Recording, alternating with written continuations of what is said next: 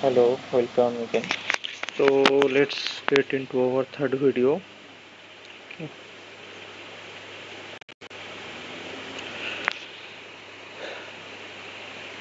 Let's see. A 51-year-old woman was taken to the emergency department in convulsive status epilepticus. The first means of medical management should be.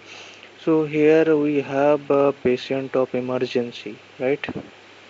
Patient of emergency. We don't need to think anything difficult or confusing here. You need to know the approach in emergency.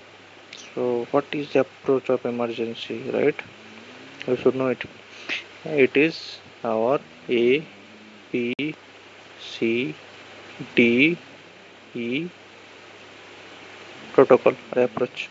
Okay, what is it? So let's discuss one by one. A, then B, C, D, E.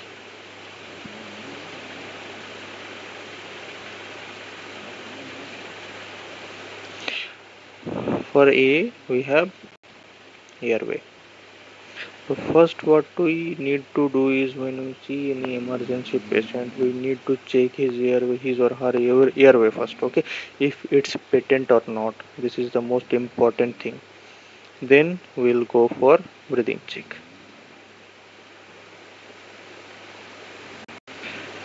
Third one is C for circulation. D for we'll check then disability. And the last one is exposure.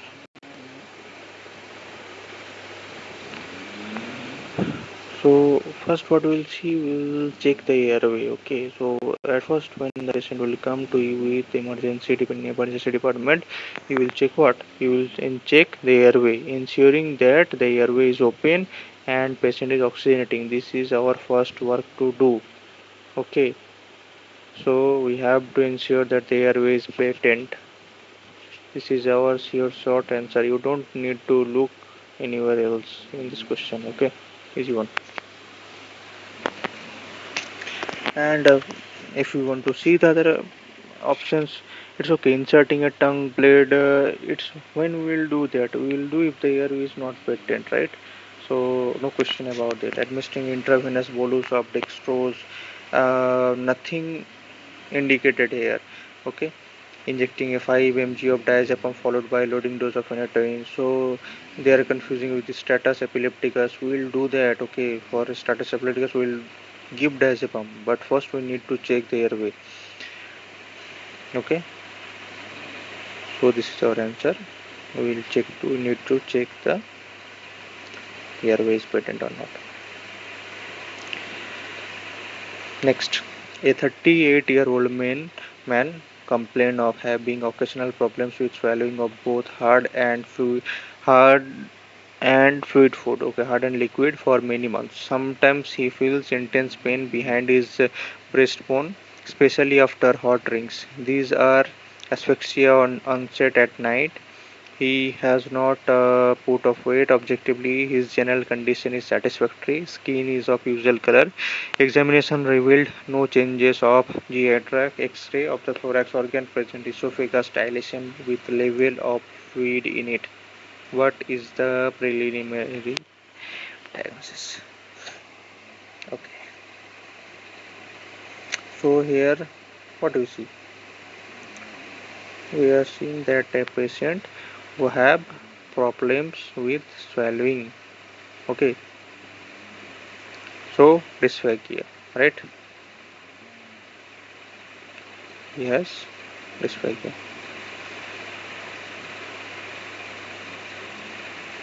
Dysphagia. Then we will see what type.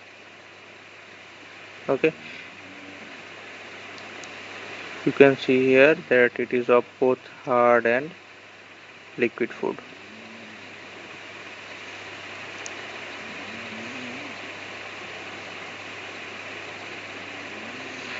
Then, sorry.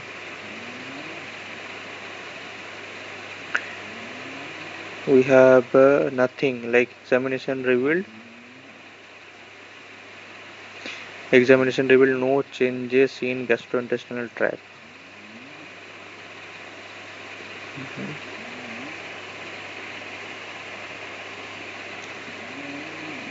And we have X-ray of thorax organ, picture of thorax organ present esophagus dilation with esophageus dilation. Okay. So there is asphyxia onset at night only.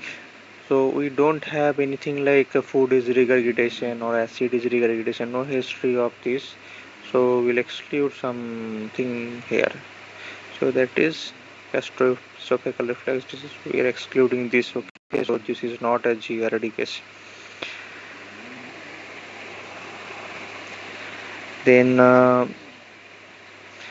Then for differentiating these things, we need to know about the types of dysphagia.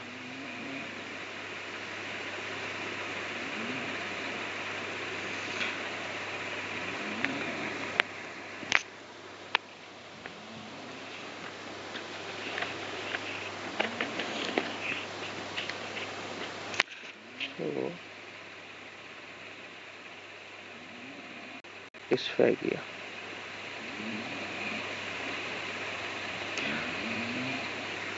So we can classify it like this, like dysphagia we can have of both solid and liquid foods,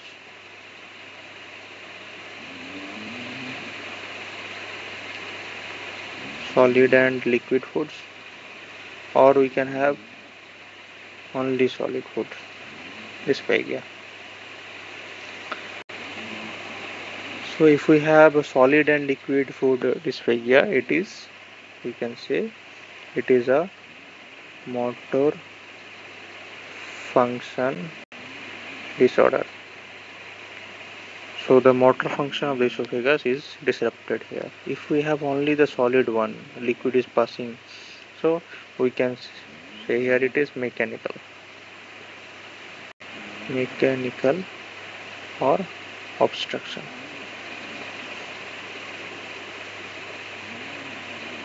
Okay. Then what we will see?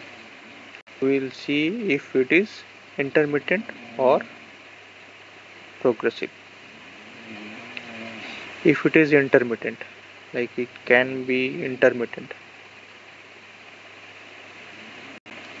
or it can be progressive.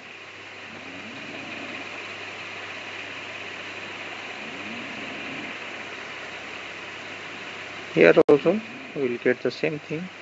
We'll have intermittent or episodic. We can say it also episodic or progressive.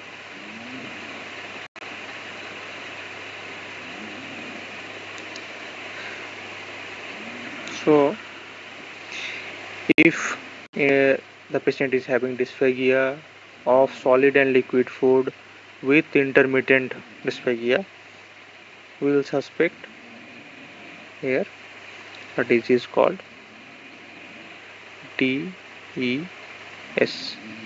So it is diffuse esophageal spasms. And if it is progressive, we will suspect systemic sclerosis or next one we can suspect is acalcia. If only solid food, there is problem in only solid food swallowing, and the disease is episodic. Okay, so we can suspect it as low esophageal ring or web. Also, we can suspect eosinophilic eosinophilic esophagus. And if it is progressive, we can suspect CF. Okay. So now let's see what is written here. 38-year-old woman complains of having occasional problem with swallowing of both hard and fluid food for many months. Okay, for many months. Sometimes she feel intense pain behind the breastbone, especially after hot drinks. Asphyxia onset at night. He has not put up weight. Objectively, general condition satisfactory. Okay. So we can see here it is solid and liquid. Okay, and so we exclude these things.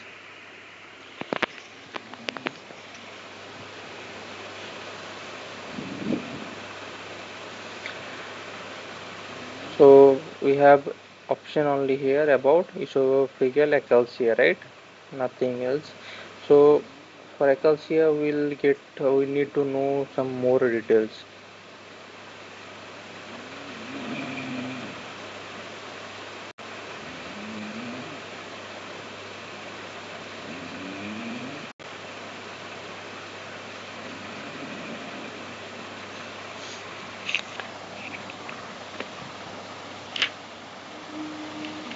What we need to know.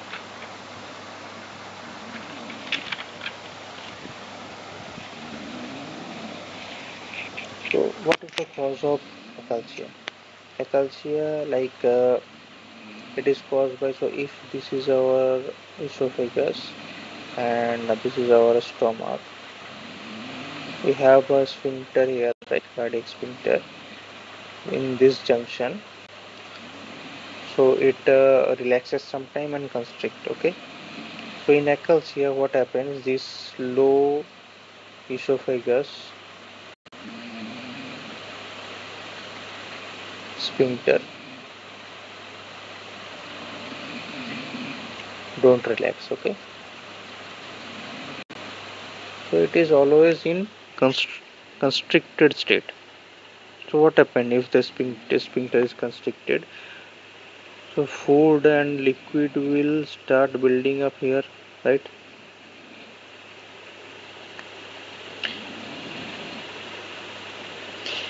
And this is the only true motility disorder of esophagus.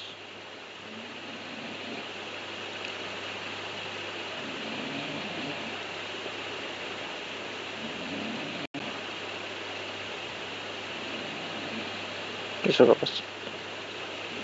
Why? Due to loss of ganglionicles.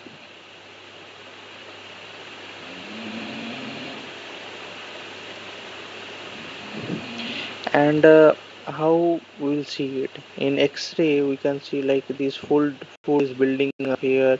So what will happen?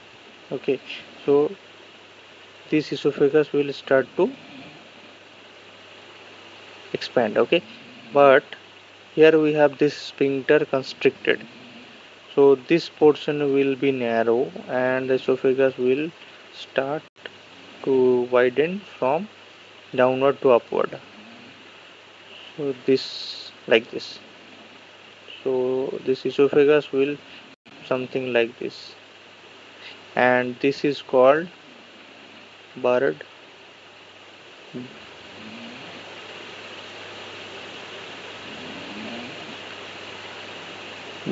beak appearance. Okay, we will see it in X-ray. And for more one information, the definitive treatment is Heller's myotomy. Heller's myotomy. So here, cancer of esophagus. If we want to exclude, we can exclude cancer of esophagus because it is a disorder of only solid food. Okay, cancer esophagus, disorder of only solid. So you will exclude it here. Candidiosis is not associated with something like this. Okay, like dysphagia or misthenia in misthenia you don't have any specificity like that, like both hard and fluid both. In misthenia what happened, in misthenia there is relaxation of the muscles. Okay, so the muscle will not constrict. So here this is opposite is happening, the muscle is, the sphincter is excessive constricted. Okay, in misthenia we'll get a motility disorder, but what happened in misthenia, if you see that like this is our esophagus and this is again our stomach. So if the motility is disrupted, but the sphincter also will relaxed. Okay, in misthenia, so what happened, the food will pass through, so there will be nothing like that the esophagus dilation. Okay, there will be no esophageal dilation like this. Okay, so here also our answer is hypoxia.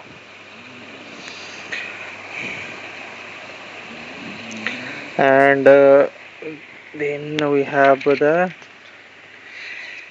next question, which is a 35-year-old woman consulted a doctor about occasional pains in paraumbilical and iliac region that reduced after defecation or passage of gases. Defecation takes place up to 6 times a day. Stool is not solid with some mucus in it. Appetite is normal. She has not put off weight. First such symptom appeared 1.5 years ago, but colonoscopy data reveal no organic changes. Objectively, abdomen is soft, a little bit painful in the left iliac region. Blood and urine are normal. Preliminary diagnosis. Again, we'll need to find some key points. Okay, so let's try to find it. Occasional pain in the paraumbilical region, not important, that reduce after defecation. Pain in the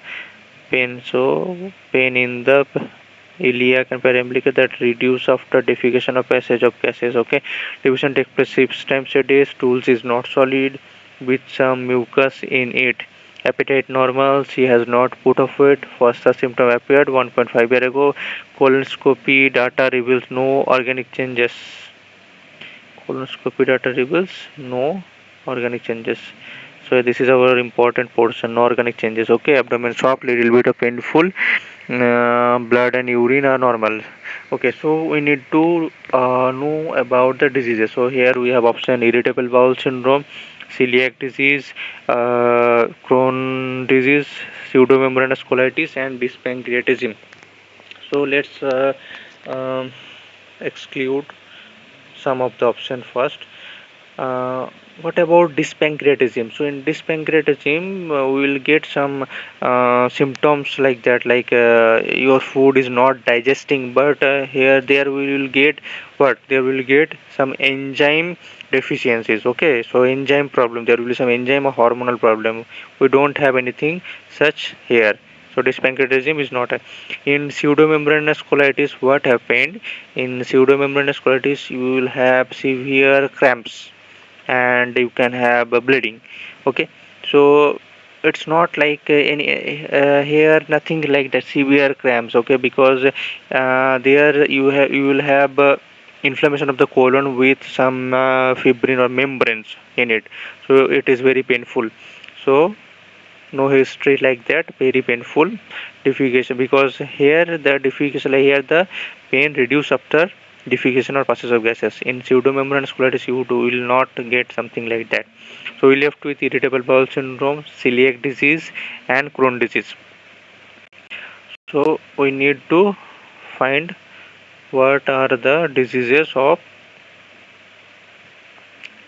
K. So what we have irritable bowel syndrome, and we have celiac disease, and we have inflammatory bowel disease. Okay, so we have irritable bowel syndrome, we have celiac disease, and we have inflammatory bowel disease. So first we need to differentiate among them.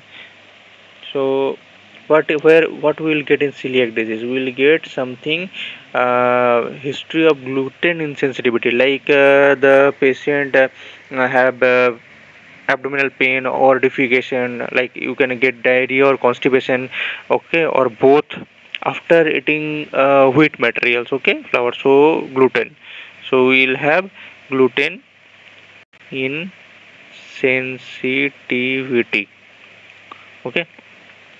In inflammatory bowel disease, we'll have inflammation of the bowels, inflammation, inflammation. But in irritable bowel syndrome, will not have any. So no changes in bowels structure. Okay, no changes in bowel structure. First one. Then there will be some passing of rectal mucus. Sorry, rectal mucus. So now let's get back there. So we have celiac disease here. So did you see anything here like any history of gluten insensitivity? No. So it is not a celiac disease. Now Crohn disease and irritable bowel syndrome. Okay, what is Crohn disease? For that we need to know something about IBD. Okay, so here we will discuss about IBD. IBD, it is inflammatory bowel disease. Okay, inflammatory. In the name you have inflammation. Inflammatory bowel disease. Inflammatory bowel disease. We have two things here. First one is we call it Crohn's disease. We call it Crohn's disease. And the second one is ulcerative colitis.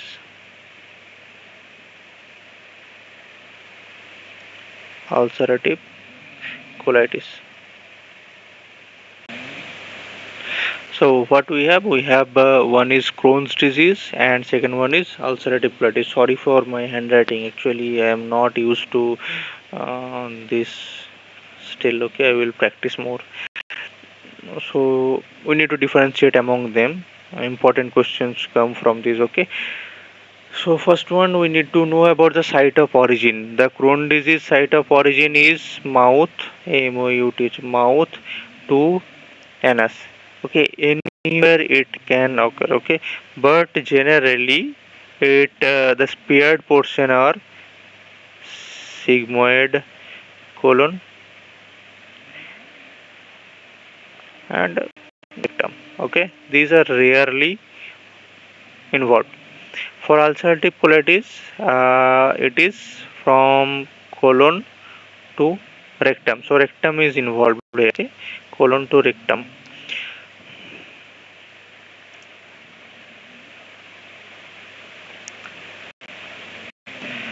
Then second one, how to differentiate it?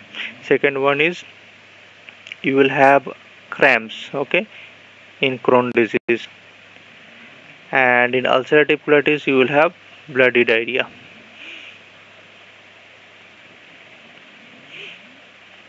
Bloody diarrhea. And what we'll find in colonoscopy in Crohn disease, we'll find skip lesions. Okay, skip lesions. So it is not continuous. Okay, so Crohn disease is not continuous. It can occur anywhere. It is skipped. So this skip lesion give you a specific name, that is cobblestone appearance. In ulcerative colitis, what happens? It is continuous, and this gives us a sign, that is lead pipe sign. Okay, in X-ray, lead pipe sign.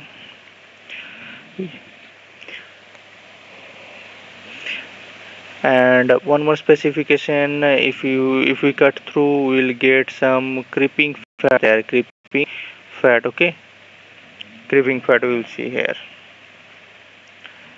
And this Crohn disease, it is why we will get the cramps, because it is transmural. Okay, transmural means the all three layers are involved, and here ulcerative colitis is only submucosa. Okay, submucosa or mucosa.